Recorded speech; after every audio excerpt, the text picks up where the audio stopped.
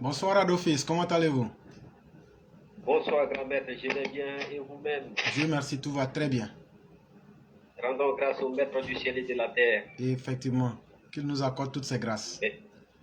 Amen. Ok, merci beaucoup.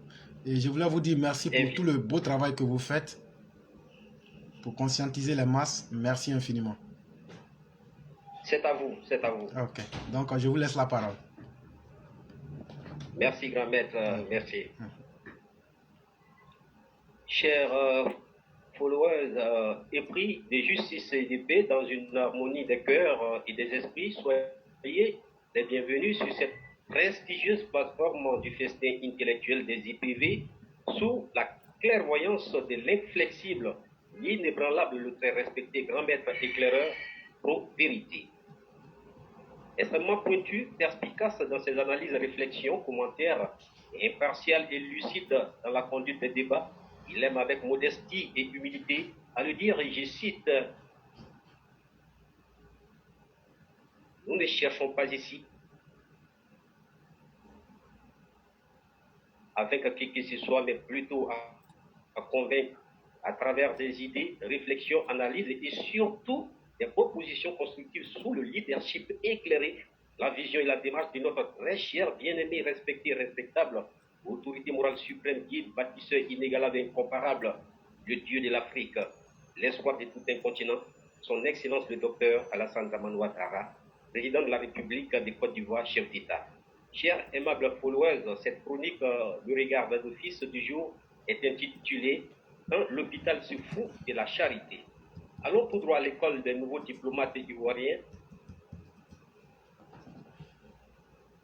pour mieux nous imprégner de la nouvelle donne. On n'en dira jamais assez de cette racaille de politicards de bas étage au sein du parti des plaisantins de Côte d'Ivoire dénommé PPAC. De vous à moi, depuis quand un analphabète de la pire race peut-il oser s'inviter dans une salle d'examen pour en prétendre devenir l'examinateur? Ok, d'accord. Mais il n'y a tout de même rien de nouveau sous le ciel quand on sait que depuis sa création, le FPI des Gbagbo, qui aujourd'hui, avec une nouvelle enveloppe dite pleine, s'est rebaptisé PPACI, dans son ADN, ne sait qu'évoluer dans la manipulation, la xénophobie, la démagogie, la roublardise, le mensonge et la médisance. En voici des énergumènes qui, avant d'usurper le pouvoir en 2000, avaient fait croire aux Ivoiriens, avec des calculettes algorithmiques, qu'ils avaient la solution aux problèmes qui, selon eux, s'enlisaient avec le pouvoir du père de la nation, eux, Nana Félix Houphouët-Boigny. Certains esprits faibles avaient cru en eux et leur avaient accordé leur crédit. Mais une fois parvenus aux affaires par un gangstérisme digne du film western, quelle ne fut pas la grande désolation des Ivoiriens conscients, responsables et soucieux du devenir de notre pays.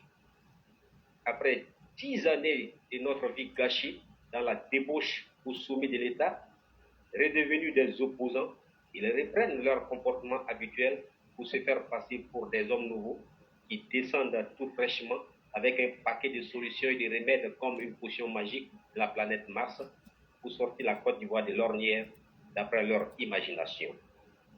Je voudrais m'intéresser principalement d'un certain Koné Katina, l'ex-chef des gangs des braqueurs de la BCAO. En effet, cet énergumène, cet individu imbu de sa personnalité a autant pour moi, entre autres personnalités, car si personnalité il en possédait, se croit obligé de sortir quand il n'est pas nécessaire et de nous agacer avec des théories comme ils savent bien le faire des enseignants d'école ou d'université devant des élèves d'étudiants. J'oubliais qu'ils étaient presque tous des professeurs de lycée ou pour certains des professeurs d'université. Et c'est vrai, on l'attendait pavé comme un chien enragé devant un public acquis à sa cause, se faisant passer pour ce nouveau diplomate hors pair qui avait la solution diplomatique dans l'affaire des militaires pris en otage par les autorités militaires du Mali. Mais dis-nous, Katina, sous votre pouvoir, qu'en est-il au niveau de la diplomatie entre notre pays et le reste du monde? Peut-on savoir ce qui n'avait pas pu marcher avec vous pour que notre pays soit divisé, alors que Vous aviez été informé par le Burkina voisin. Je ne vais que m'arrêter à cette partie de vos responsabilités qui a été une période sombre de l'histoire contemporaine de notre pays. Katina, de grâce, quand on n'a rien à dire, le bon sens veut qu'on la ferme pour ne pas se ridiculiser aux yeux du monde. Nous savons que votre souhait est de voir notre pays être humilié et déstabilisé. Autrement dit, pour un citoyen qui se veut patriote, lorsque son pays est confronté à une situation qui peut nuire à son image, il doit, malgré son appartenance politique, ou que sais-je encore, se ranger du côté des autorités compétentes dans une union sacrée pour mener le combat ensemble. Nous savons tous aux premières heures de cette prise d'otage de nos dignes et vaillants militaires par les autorités militaires du Mali que vous étiez les premiers à crier victoire en apportant votre soutien à la partie adverse. Lorsqu'on se croit défenseur des principes républicains et par ricochet des institutions de la République, on ne doit pas applaudir le fait que le pays soit face à des attaques extérieures. Katina, sache que, certes, je sais que tu le sais plus que quiconque, son Excellence le docteur Alassane Ouattara fait partie des décideurs économiques et financiers de cette planète et par conséquent ne saurait traîner dans la boue ou se mêler dans des petits complots comme cela était de votre nature dans la gestion calamiteuse de l'État. Nous savons tous que vous n'avez jamais porté son Excellence Ouattara dans vos cœurs, car vous êtes bien conscient qu'avec lui, vos marmailles ne pouvaient pas prospérer dans notre pays. Et cela ne l'a pas empêché d'être ce qu'il est, le vrai digne fils de ce pays que nous aimons, que nous soutenons, que nous sommes prêts à défendre. Et dès qu'il a été informé, je pense à son Excellence le Dr Ouattara, de cette situation de d'otage rocambolesque de nos militaires à l'aéroport de Bamako, en tant que chef suprême des armées, a convoqué aussi tout le Conseil national de la défense pour donner les vraies informations relatives à la présence de nos militaires sur le sol malien dans le cadre d'une mission qui relève des accords qui nous lient aux Nations Unies. Alors, sous son autorité, le gouvernement de la République avait demandé la libération immédiate et sans condition de nos vaillants soldats. Si les tergiversations en tergiversation, les autorités maliennes avaient fini par eux-mêmes se rendre compte que leur surenchère ne marchait pas avec la grande sagesse de son Excellence et avaient sollicité une diplomatie, mais Katina, que voulez-vous? Dis-nous, que les autorités ivoiriennes et maliennes ont fait recours à une médiation du président Faure du Togo pour une solution diplomatique à l'amiable. Katina, sache que la Côte d'Ivoire, sous le leadership éclairé de son Excellence le Dr Ouattara, n'a rien à voir avec celle qu'elle était sous votre régime poto-poto de plaisantin. Le pouvoir d'Abidjan est un pouvoir civilisé, responsable, respecté et conscient des enjeux diplomatiques politiques qui révèlent les prérogatives de l'exécutif. Si votre souhait à l'opposition en général et au PPACI en particulier était de voir les plus hautes autorités ivoiriennes aller se rabaisser, se humilier par des preneurs d'otages, non, c'est mal connaître le pouvoir d'Abidjan. Ce qui vous serait avantageux, à mon sens, était de descendre sur terre et d'aller apprendre encore la politique. Katina, tu n'es pas sans savoir que celui à qui vous avez affaire est un fonctionnaire international émérite hors pair, qui a dirigé les plus hautes institutions financières internationales telles que la BCAO et le Fonds monétaire international FMI. Tu n'es pas aussi sans savoir que pour être choisi par les décideurs de ce monde pour diriger de telles institutions, hormis tes compétences avérées, ta probité et ton intégrité sont des facteurs très déterminants. Mais dis-nous, Katina, de quelle diplomatie pars-tu concernant le dossier de 49 de nos braves militaires arbitrairement kidnappés?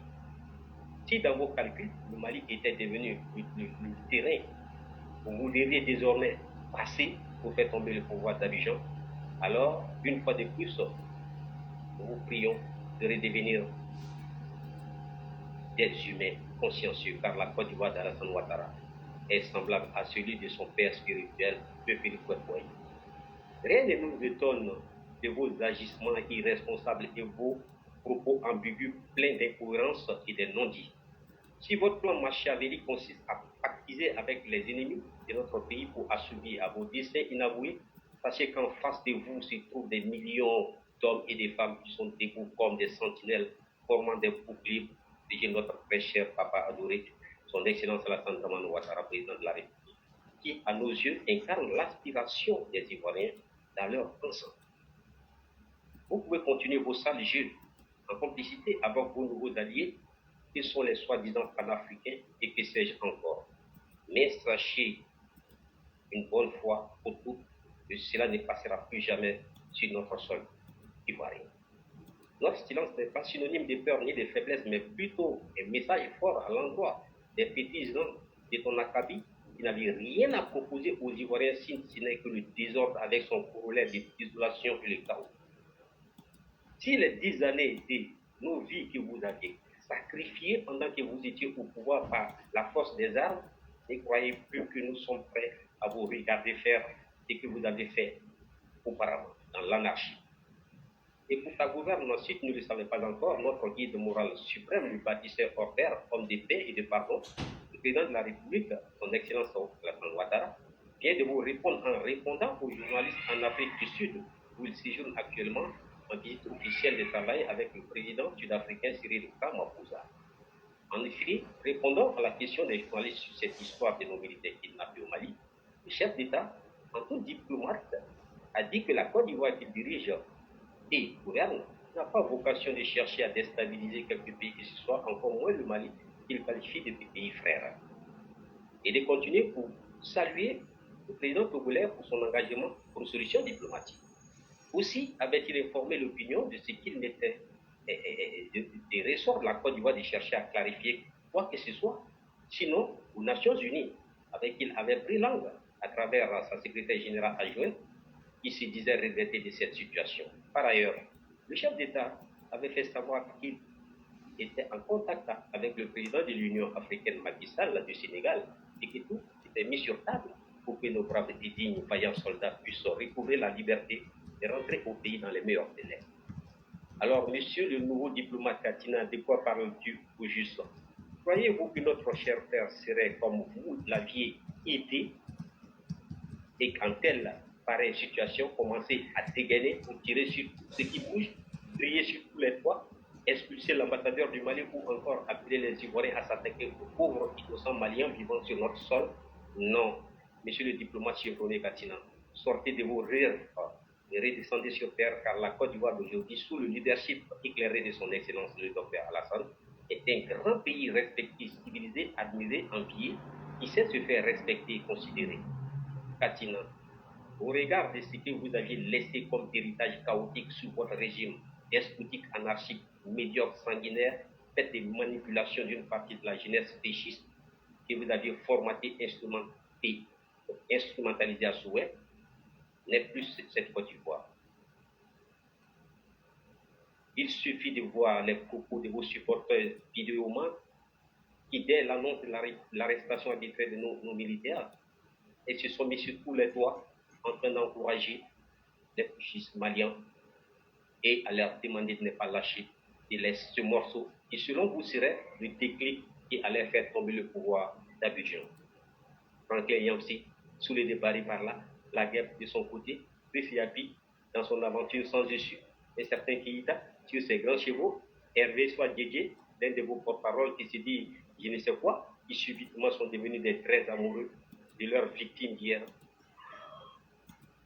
Ça, c'est ce qu'on appelle la mauvaise foi. Katina, la haine que vous avez risque de vous décimer et l'histoire récente de notre pays en est une illustration. Tous ceux qui se dressent injustement contre l'élu de Dieu qu'est le docteur Alassane Dramane Ouattara seront châtiés à jamais.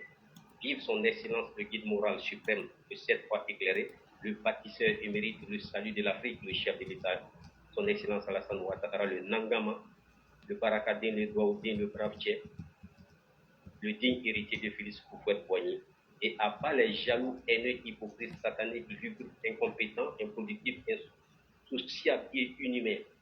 Katina, ayez pitié du pauvre peuple malien que vous venez de mettre dans une situation sans issue. Trop c'est trop. Il est vraiment temps que vous quittiez la scène politique car vous n'aviez rien compris de la politique si ce n'est que détruire tout sur votre chemin pour assouvir à vos desseins. Si malgré tout le mal que vous aviez fait à notre pays, en tuant, volant, divisant, détruisant tout, vous continuez encore, l'histoire retiendra de vous la nausée, la vomissure, la pagaille. Cher Katina, il est temps pour vous de vous réveiller. N'allez pas saisir des petites questions pour pouvoir détruire la Côte d'Ivoire. Grand maître, c'était donc là le message au niveau diplomate, Katina, et de tous ceux qui croient vouloir utiliser des petites issues pour détruire notre pouvoir. Merci. Merci beaucoup, Adolphis, pour ce brillant texte d'analyse politique. Et surtout, merci pour l'avertissement que vous avez donné à ces personnes. Vous savez, dans la vie, le drame, quand quelqu'un se met à un niveau, alors à un niveau qu'il ne mérite pas, c'est difficile pour la personne. Et c'est ça le cas Katina. Voilà un individu qui n'a jamais rien produit de concret. Vous prenez le Katina, vous lui demandez, qu'est-ce que toi, Katina, tu as pu donner de façon concrète, il ne pourra pas te sortir un mot. Mais c'est lui qui sait vociférer, qui sait crier. Et donc, finalement, on arrive à comprendre que les grands faiseurs ne sont pas des grands diseurs. Les grands parleurs ne sont pas ceux qui savent faire quelque chose. Sinon, le régime du FPI a précédé celui du docteur Alassane Ouattara. Et tout le monde sait de façon très concrète combien de malheurs, ce régime n'a amené à la Côte d'Ivoire. Et allez aussi dire à M. Katina que c'est grâce à son régime qu'on a connu une guerre civile en Côte d'Ivoire. La Côte d'Ivoire n'a jamais connu une guerre civile. Il a fallu l'équipe de Katina pour nous servir une guerre civile. Et il faut qu'il ait le courage de nous dire par quel mécanisme d'incapacité ils n'ont pas pu gérer le pouvoir jusqu'à aller même servir le désordre, l'irresponsabilité. Comme vous l'avez si bien dit, lui-même le chef d'une bande de braqueurs de la BCAO, qu'il vienne nous rendre compte de l'histoire de sa propre vie. Quand on est quelqu'un qui est vide moralement, mentalement, intellectuellement et qui n'a pas laissé de résultats depuis qu'il existe, et j'inviterai M. Katina à aller se brosser d'abord avant de parler parce que sa bouche sent trop lorsqu'il parle. Et ça sent l'odeur de toute la vilainie des actions qu'il a posées. Je crois que s'il entend ça, il doit comprendre que sa recette ne passe plus. Les Ivoiriens que vous aviez pu abrutir dans les agoras pendant un temps, sachez que ces personnes-là aujourd'hui voient le développement de Alassane Ouattara, voient le progrès qu'Alassane Ouattara fait. On ne vous demande pas d'aimer, on ne vous demande pas de soutenir Alassane Ouattara, mais vous êtes obligé de le respecter. Et pour nous, c'est l'essentiel. Et l'objectif caché de tout ça, c'est toujours de révolter, de quelque manière que ce soit, certaines couches de la société. Mais M. Katina, nous vous attendons sur ce terrain-là. Mais je préfère vous le dire de façon très claire. Vous et votre clique n'aurez pas cette fois-ci la chance d'aller au Ghana, encore moins en Tanzanie, ou même quelque part au Mali. Votre cas sera traité, et de façon définitive, en Côte d'Ivoire, et pour une bonne fois. Et ça aussi, il faut bien le retenir. Parce que cette fois-ci, vous n'aurez pas vos mercenaires angolais, vous n'aurez pas vos mercenaires sud-africains, vous n'aurez pas vos mercenaires biélorusses, vous n'aurez pas vos miliciens du GPP, vous n'aurez pas vos miliciens du MILOSI, vous n'aurez pas vos miliciens du Grand Ouest, vous n'aurez pas vos miliciens de l'APOE, et vous n'aurez pas vos escadrons de la mort. Et vous n'aurez pas votre armée tribale qui avait été, je vais dire même, brutalisée avec la source de votre haine pour les autres Ivoiriens. Et là, je vous dis que le match final que vous recherchez, la coupe, c'est nous qui allons la prendre. Déjà, quand on vous a vaincu, lorsque vous étiez au summum de votre pouvoir, nous n'avons pas de doute. Et c'est ce que je dis à tous les militants. Restez toujours déterminés. Et face à la question FPI, apprêtez-vous à les attendre au rendez-vous. N'oubliez aucune des mauvaises actions qu'ils ont posées. pour le respect de toutes les âmes qu'ils ont eu à détruire, pour le respect de tout le sang qu'ils ont eu à verser en Côte d'Ivoire, le jour où nous aurons l'occasion de confronter ces personnes à leurs crimes, il faudrait que ce soit fait de la manière la plus radicale possible pour que le monde entier se souvienne qu'il y a des gens à qui le mal a été fait et qui demandent justice. Allez dire à Katinan, si c'est eux les plus énervés dans ce pays-là, ce qu'ils souhaitent, nous on les attend. Et le jour que ce qu'ils souhaitent arrivera, ils vont savoir qu'il y a des gens qui sont 1000 fois plus énervés que eux, mais qui n'attendaient qu'une petite occasion pour le démontrer. Merci beaucoup pour l'avertissement que vous avez fait. Ceux qui seront des esprits en repentance, des esprits qui veulent évoluer et qui veulent être en progrès, en prendront compte. Mais face à ces gens-là, il ne faut pas abdiquer. C'est la stratégie du chaos. Et face aussi à nos voisins maliens qui sont subitement pris par le syndrome de Stockholm. Comme ils ne comprennent pas le français, je vais dire ça simplement. Le syndrome de Stockholm peut se définir, ou même se définit même, comme cet amour qu'une victime peut avoir soudainement vis-à-vis de son agresseur. J'ai dit au peuple malien, faites-moi une liste où Alassane Ouattara a tué ne serait-ce qu'un citoyen malien. Je n'ai pas dit deux. Faites-moi une liste où Alassane Ouattara a tué un citoyen malien depuis qu'il existe. Si vous me prouvez cette liste-là, j'arrête d'être un partisan d'Alassane Ouattara. Mais par contre, à cause du syndrome de Stockholm qui est dans votre psychologie aujourd'hui, vous êtes tombé amoureux de tous ceux qui peuvent être des ennemis de la République de la Côte d'Ivoire, au point d'oublier que dans votre ambassade, il y a des listes de milliers de Maliens que Laurent Gbagbo a tués.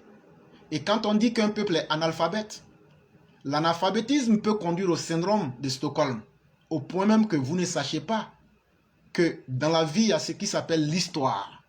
Et l'histoire nous dit de façon récente, et nous la connaissons tous, Laurent Gbagbo s'était spécialisé dans le crime, dans le massacre, dans l'assassinat des Maliens qu'il appelait les CEDEAO. Par contre, cette même histoire nous dit que ce sont les fils du Nord de la Côte d'Ivoire et les dignes Ivoiriens qui ont combattu Laurent Gbagbo pour mettre fin à sa forfaiture.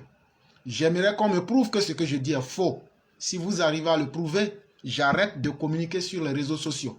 Je suis dans le concret et je suis là. Je ne suis pas une exception. Ce que je dis est clair à entendre. Et je lance un défi à tous les Maliens de me prouver que ce que je dis est faux. C'est de cela qu'il est question. Et donc, quand on a habité par l'analphabétisme au point d'être soi-même son propre ennemi et je dirais même l'architecte de son propre malheur, parce qu'on veut que nos passions soient des réalités, sans tenir compte des réalités du monde, je crois que vous avez beaucoup à apprendre et surtout, vous avez beaucoup à faire pour vous améliorer. Adolphus, merci beaucoup pour ce brillant texte et je vais vous souhaiter une excellente soirée.